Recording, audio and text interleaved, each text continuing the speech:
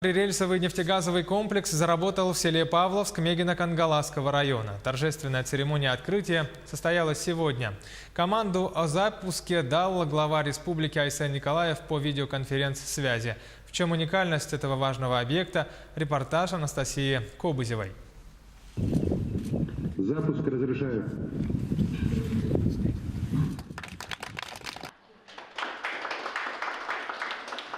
Новая, более надежная и экономичная логистика. Раньше основной объем нефтепродуктов в республику доставляли с Усть-Кута по автозимнику. Теперь же круглогодично по железной дороге топливо будут доставлять в село Павловск, где базируется новый прирельсовый нефтегазовый комплекс. А уже оттуда распределять в заречные и центральные районы Якутии. Это Амгинский, Мегино-Кангаласский, Хангаласский, Усть-Алданский, Татинский, Горный, Вилюйский, Верхневилюйский, Тампонский и Намский районы, а также город Якутск. Я считаю, что это большой шаг в укреплении жизнеустойчивости десятков населенных пунктов нашей республики.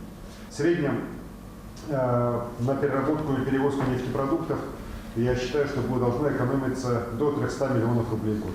Новый нефтегазовый комплекс состоит из подъездного железнодорожного пути, автоматической газораспределительной станции и склада хранения нефтепродуктов на 8 тысяч кубометров с перспективой расширения до 16 тысяч кубометров.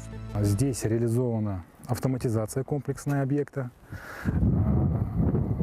Все технологические процессы, связанные с приемом, с хранением, перемещением, с отпуском нефтепродуктов, они автоматизированы. То есть все процессы открытия-закрытия задвижек, включение насосов, отражение уровня нефтепродуктов в резервуаре, все это происходит у оператора непосредственно на его рабочем месте, на его рабочем компьютере. 60 тысяч тонн нефтепродуктов – годовой оборот резервуарного парка. В перспективе он может вырасти до 100 тысяч тонн в год. Если мы будем дальше увеличивать емкостный склад, объемы, то мы будем и увеличивать круглогодичную доставку до 100, может быть даже более кубов ежегодно. Надо иметь в виду, что Саханефтегазбыт для жизнедеятельности, потребностей республики завозит ежегодно 180 тысяч кубометров светлых нефтепродуктов. Значение нового комплекса невозможно переоценить. В этот проект вложен большой труд и серьезные средства – более $500 миллиарда рублей. Самое главное – круглогодичная поставка решит проблемы по обеспечению нефтепродуктами жителей Центральной Якутии. Анастасия Кобызева, Вячеслав Санников, Павел Пахомов, Якутск, Мегино-Кангаласский улус.